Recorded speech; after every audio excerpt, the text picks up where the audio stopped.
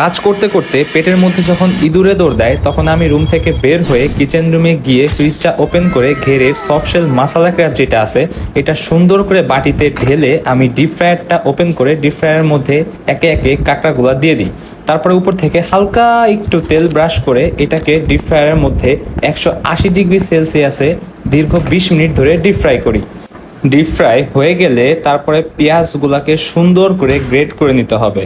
এখানে আমি নিয়ে নিয়েছি 2টা পেঁয়াজ এবং মরিচগুলোকে সুন্দর করে ক্রাশ করে নিয়েছি। এরপর ডিপ ফ্রায়ার থেকে কাঁকড়াগুলো বের করে ফ্রাই প্যানে আগুন জ্বালিয়ে সুন্দর করে একটু তেল দিয়ে মরিচ পেঁয়াজগুলা ভেজে নিতে হবে। এরপরে একে একে এর মধ্যে লবণ, মরিচের গুঁড়া দিয়ে সুন্দর করে নেড়ে নিব।